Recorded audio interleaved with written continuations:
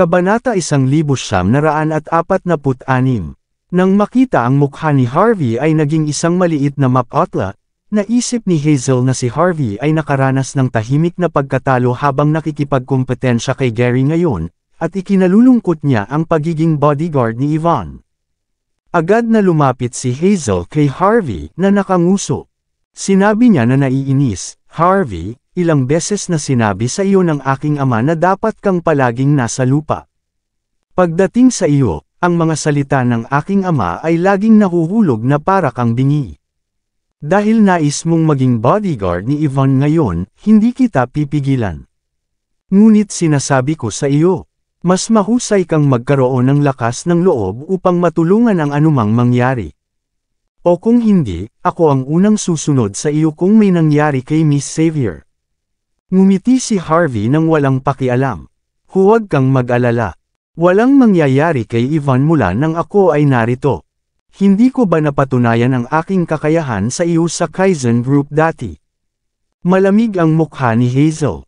Sinabi niya, "Harvey, maaari mo bang ihinto ang pagiging walang kahihiyan?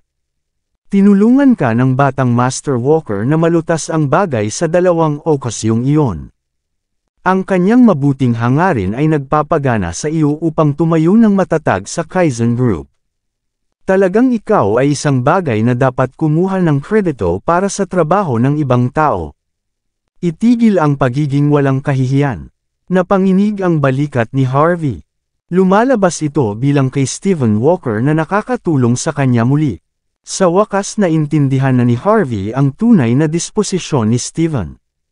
"Dahil sinabi sa iyo ni Young Master Walker ang tungkol sa bagay na ito, mangyaring tulungan mo akong magpasa ng isang mensahe sa kanya. Nagpapasalamat talaga ako sa kanya para dito." Ngumiti si Harvey. Sapat na naramdaman ni Hazel ang panunuya sa mga sinabi ni Harvey. Halos masampal niya si Harvey sa mukha. Gayunpaman, pinipigilan pa rin niya dahil sa kapakanan ni Yvonne.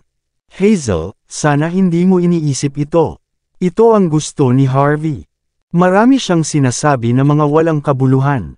Humihingi ako ng paumanhin sa kanyang pangalan." Nakita ni Yvonne na malapit ng mabaliw si Hazel at mabilis na inabot upang hilahin si Harvey. Ilang sandali lamang ay nagpadala ng mensahe si Yvonne upang matuklasan ang ugnayan sa pagitan nina Harvey at Hazel. Ayaw niyang makita si Harvey na nahuhulog kasama ang mga Malone dahil sa kanya. Pagkatapos ng lahat, ang dalawang pamilya ay magkakilala ang bawat isa sa mga henerasyon. "Yvonne, hindi mo talaga siya kailangang humingi ng tawad sa akin." Bumantong hininga si Hazel. "Ako ang dapat humingi ng tawad. Kahit na hindi ko alam kung ano ang nakita mo sa kanya, kilala ko siya mula noong bata pa kami. Alam ko kung gaano siya kakaya. Hindi ko makita ang anumang mga natubos na katangian sa kanya, at lagi ko siyang kinamumuhian dahil sa pagmamalaki. Kung hindi para sa aking ama na patuloy na nagsisikap na maisulong siya, ibabalik ko siya sa kanyang probinsya matagal na. Sinabi ko ang lahat ng ito dahil inaasahan kong malalaman niya kung saan siya nakatayo. Isang dayuhan na nais mabuhay, at dapat niyang malaman sa Mordo na may ilang mga tao na hindi niya kayang saktan sa buong buhay niya. Hahayaan ko siyang umalis ngayon para sa kapakanan ng relasyon sa pagitan ng aming dalawang pamilya. Kung ibang tao lang siya, hindi ko siya aalagaan at pinalayas na. Sige. Umaasa ako na maaari niyang hilahin ang kanyang sarili." Malalim na nagsalita si Hazel, na may ekspresyon ng pagdadalamati sa kasawian ni Harvey at sa parehong oras, galit na galit sa kanyang ayaw na lumaban. Hindi siya nag-abala upang bigyan si Harvey ng pangalawang mukha. Ngumiti siya kay Gary at ang natitira, at sinabi, "Well, Young Master Duncan. Upang magpasalamat sa iyong pagpayag na protektahan si Yvonne, espesyal na naghanda ako ng isang bote ng letor na may taong 1982. Tangkilikin ito at magsaya." Habang nagsasalita siya, binuksan niya ang isang bote ng pulang alak na nagkakahalaga ng 10,000. Ang natitirang mga influencer ay agad na nagtipon sa paligid at nagsimulang uminom. Tulad ng para kay Harvey, walang nagbigay pansin sa kanya maliban kay Yvonne. Isang malaking pagkakaiba, bagaman dapat mayroong isang layunin pagdating sa mga pagtitipon at pista. Si Harvey ay talagang hindi interesado sa tinatawag na party na ito. Kung hindi dahil sa katotohanan na si Yvonne ay kailangang makihalubilo ng kaunti, aalisin na niya siya. Matapos kumuha ng ilang casual na sulyap at tiyakin na walang panganib na naruroon, lumakad si Harvey sa lobby sa labas upang mag-order ng pagkain.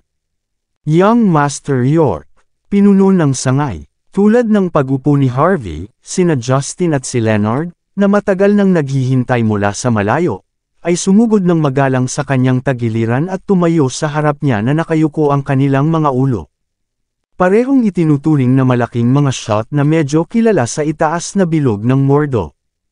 Ngunit sa sandaling ito, kumikilos sila tulad ng mga subordinate ni Harvey at hindi nang ahas na maging mapagpanggap. Kung ang isa ay tumingin ng mabuti, mayroong isang maliwanag na marka ng palad sa parehong mga mukha ni na Justin at Leonard. Kahit na inilapat nila ang pamahid ng kanilang palad, mukhang medyo nakakagulat pa rin ito. Humihigop si Harvey ng kanyang tsaa at sinabi ng walang pakialam, "Ano ang mali sa inyong dalawa? Narito ba kayo upang kumuha ng paghihiganti? May problema ba kayo sa nangyari kagabi?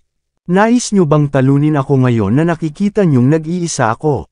Ang mga ngiti sa parehong mukha ni na Justin at Leonard ay tumigas ng bahagya sa pakikinig sa mga salita ni Harvey.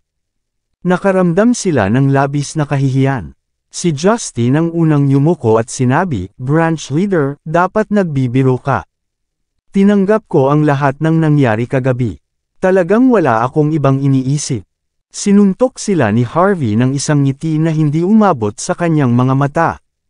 Hinawakan niya ang kanyang teacup at inihagis sa kabilang silid.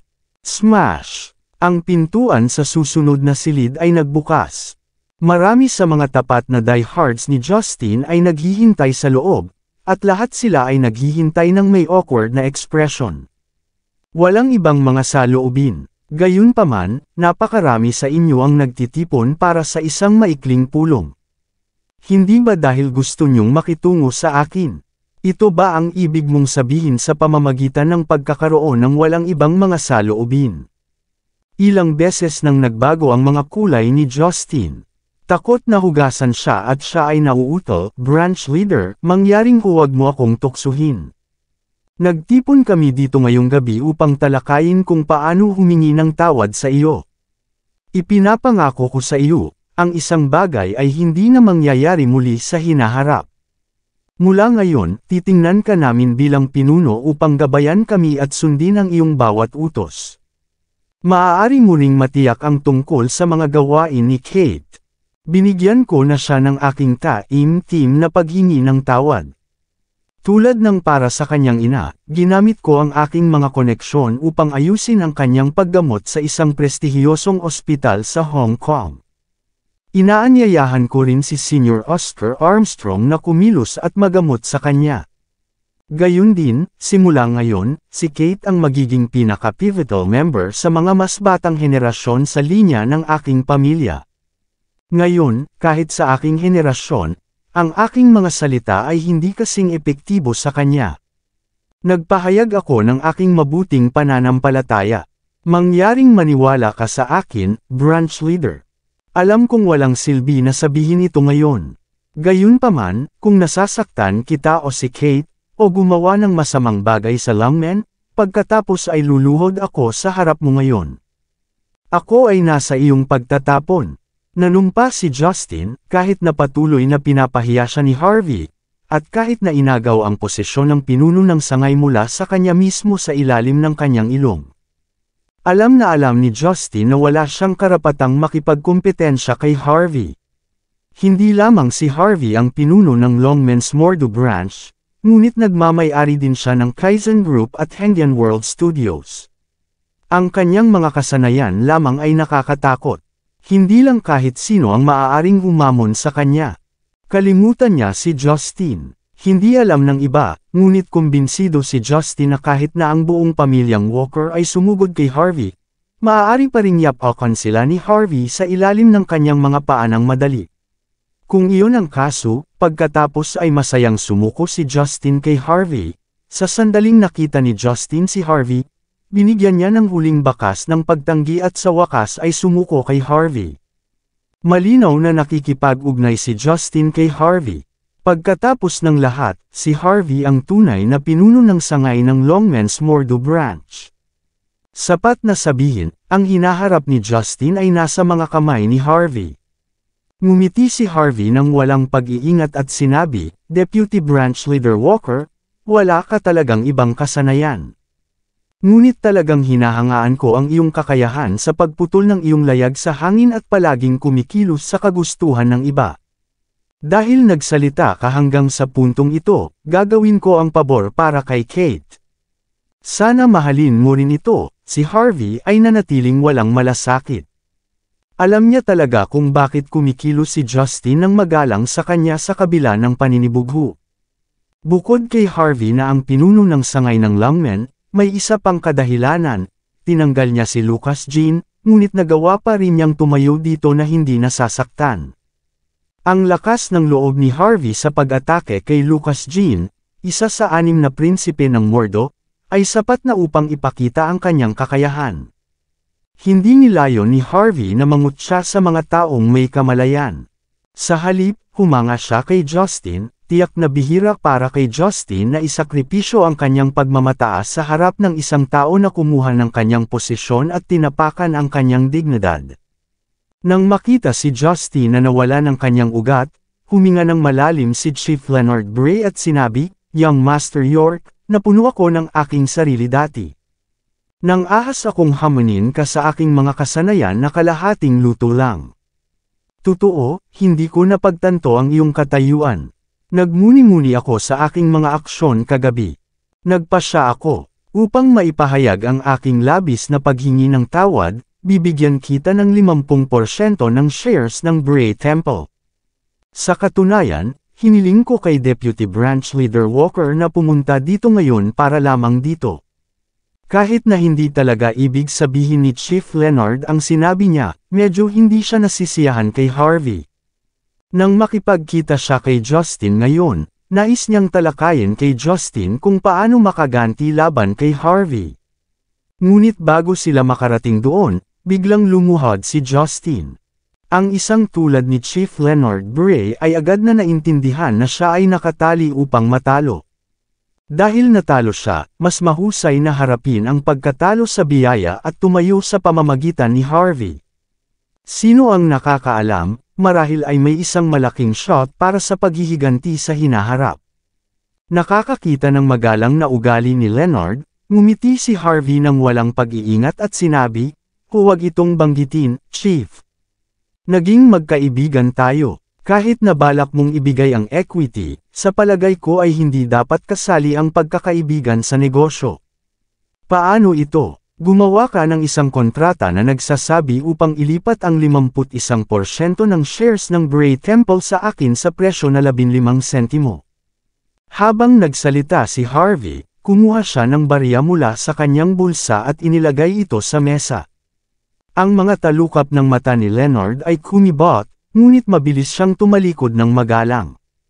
Pagkalipas ng ilang minuto, gumawa siya ng isang kontrata na agad na magkakabisa sa sandaling nilagdaan ito ni Harvey. Hindi na napigilan ni Harvey at agad na nilagdaan ang kanyang pangalan.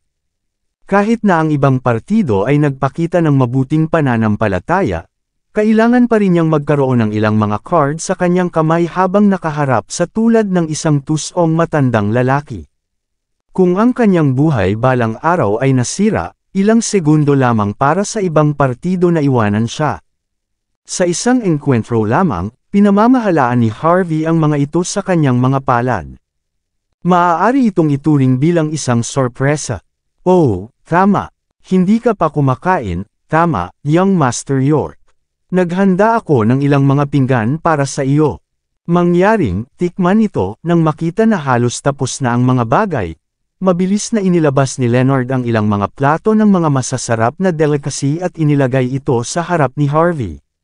Tinulungan din niya si Harvey na ayusin ang mga ito, ang bawat kilos na puno ng paggalang. Sa hindi kalayuan, lumabas si Miss Mullins upang bayaran ang bayarin. Nang makita niya ang eksenang ito, tumigas siya. Lumala ang kutis niya. Maraming salamat sa lahat ng sumusubaybay. Please subscribe and follow my YouTube and Facebook channel, Filipino Novel. Maraming salamat po. Samantala, si Harvey ay hindi nakatikim ng ilan sa mga pinggan sa gilid. Pinili niya ang isang teacup at sinulyapan si Assistant Mullins nang walang pakialam. Ang kanyang walang malasakit na tingin ay gumawa kay Assistant Mullins na manigas ang katawan. Kahit na wala siyang sinabi, alam niya nang mabuti kung ano ang mangyayari sa kanya kung sinabi niya ang anumang hindi kinakailangan. Ang tanawin nina Justin at Chief Leonard Bray na naglilingkod kay Harvey ng magalang ay mas nakakagulat sa kanya. Bagaman hindi niya alam kung ano ang pagkakakilanlan ni Harvey, ang kakayahan ni Harvey na takutin sina Justin at Leonard ay sapat na upang ibunyag ang lahat. Agad niyang naintindihan na sina Justin at Leonard ay hindi natatakot kay Gary ngayon.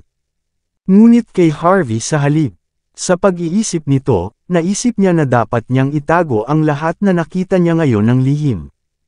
Ang isang mahilig sa pera tulad niya ay tiyak na may isang kalamangan, at iyon ay alam niya ang kanyang posisyon bilang isang walang lakas na figure. Kapag ang mga taong tulad niya ay nakatagpo ng isa pa na mas mahina kaysa sa kanila, sasapakin nila ang ibang partido sa ilalim ng kanilang mga paa nang walang pagsisisi.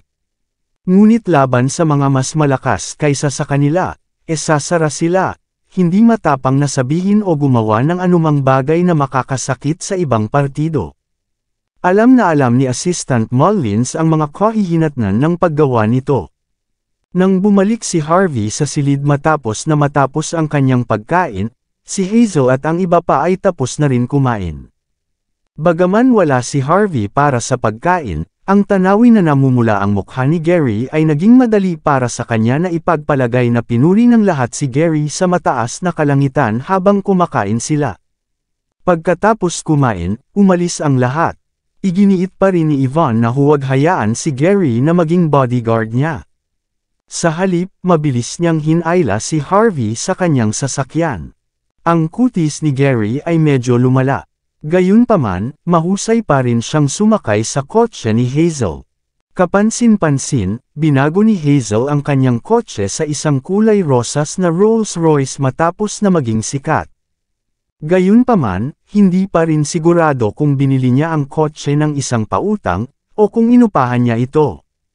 Nahulaan ni Harvey na hindi makakaya ni Hazel ang mga gastos sa kanyang kasalukuyang halaga. Sa sasakyan, sinulyapan ni Harvey si Yvonne ng isang nakasimangot at sinabi, "Ano ang bagay kay Gary?" Medyo ang ilong ni Yvonne ay bahagyang kumislap sa pagbanggit ng pangalan ni Gary. Siya ay Bumulong, Chief Instructor, huwag kalimutan. Ikaw ang nag-ayos ng lalaking iyon upang protektahan ako.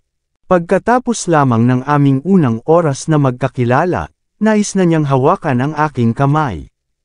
Kinabukasan, iginiit niya na pumasok sa aking kwarto. Sinipa ko siya at pinalayas siya, ngunit mayroon pa rin siyang katapangan upang ipakita ang kanyang sarili ngayon. Siya ay walang kabuluhan at ganap na walang kahihiyan. Si Harvey ay walang pagsasalita matapos marinig ang paghihirap ni Yvonne. Mabilis siyang nagpadala ng isang mensahe, na nagsusumite ng mga kakilakilabot na mga pagkakamali laban sa kay Bellamy Blake. Kahit na hinayaan niyang maghanap si Bellamy ng isang tao mula sa mga lansangan upang maprotektahan si Yvonne, kung anong uri ng tao ang ginawa niyang kinuha para sa kanya ni Bellamy. Ano ang isang kahihiyan? Sa pag-iisip nito, mapipilitan lamang si Harvey na baguhin ang paksa. Mabilis niyang sinabi, "Abala ako sa pakikitungo sa mga gawain ng Longmen's Mordo Branch nitong nakaraang 2 araw. Naging pinuno ako kahapon. Ngayon ang sangay ng Mordo Longmen, Kaizen Group, at Hengdian World Studios ay nasa ilalim ng aking kontrol. Maaari ko silang gamitin anumang oras. Kaya hindi ito mahirap malutas ang mga gawain ng pamilyang Smith, di ba?" Sinulyapan ni Yvonne si Harvey na may kakaibang ekspresyon at sinabi, "Chief Instructor, nakalimutan mo ba na ang pamilya Walker ay nasa ilalim din ng iyong kontrol? Tiyak na lalabas si Miss Kate para sa iyo basta tumawag ka. Si Harvey ay hindi nagsasalita ng walang pagsasalita ng higit pa. Tila alam ni Ivan ang eksakto kung ano ang ginawa niya kamakailan lamang. Pinigilan niya ang kanyang ulo bigla, lumingon siya sa likuran niya. Kabanata 1950. Ang isang puting Lexus LX 570 ay nagmamaneho ng walang humpay na hindi malayo sa likuran. Paminsan-minsan, ang kotse ay bumabalik-balik, na imposible na makita sa pamamagitan ng layunin nito. Ngunit kahit gaano pa hinimok ang sasakyan, hindi nito iniwan ang Mercedes-Benz ni Ivan. Pinahigpit ni Harvey ang kanyang mga mata sa tanawin. Ivan, hindi ito ang mga Smith, hindi sila maglakas loob na gumawa ng aksyon laban sa iyo, ngunit naghihintay lamang sila na dumating ang iba. Una kong naisip na ang Smith ay madaling malulutas, ngunit ngayon. Ang puno ay naghihintay para sa kapayapaan, ngunit ang hangin ay hindi kailanman titigil. Pinahigpit din ni Ivan ang kanyang mga mata at tumingin sa likod ng isang sandali. Pagkatapos ay sinabi niya ng walang pag-iingat, ang Smiths ay pinagbantaan ngayon ng samahan ng asasin. Wala sa amin ang may lakas ng loob na lumabas sa kalooban. Kahit na lumabas si Terry Smith, magdadala siya ng 12 ng mga security sa kanya. Sa ilalim ng gayong mga kalagayan, paano nila may padala ang mga tao upang hulihin ako?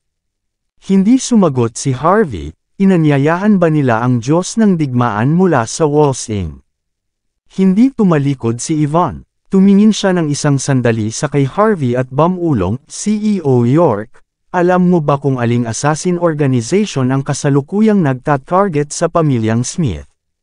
Ano ang ibig mong sabihin, alin? Sinabi ni Ivan, hindi ko alam kung ano ang tinawag nila dati. Ngunit ngayon, dumaan sila sa pangalang Little Dwelling. Pinahigpit ni Harvey ang kanyang mga mata. Maya-maya, sinabi niyang mahina, ang Little Dwelling na nakikinig sa ulan ng tagsibol buong gabi. Oo, ang Little Dwelling na nakikinig sa ulan ng tagsibol buong gabi. Nakatanggap ng pagpapatunay na ito, hinaplos ni Harvey ang kanyang kilay at nagbuntong hininga. Hindi nakakagulat na ang mga Smith ay sobrang natatakot.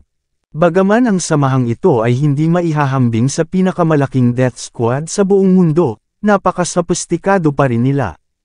Sinasabi na ang kanilang hinalinhan ay ang Red Chamber, isa sa 3 pangunahing mga death squad ng dakilang bansa H20 taon na ang nakalilipas. Ang pamilyang Smith ay nasa malaking problema.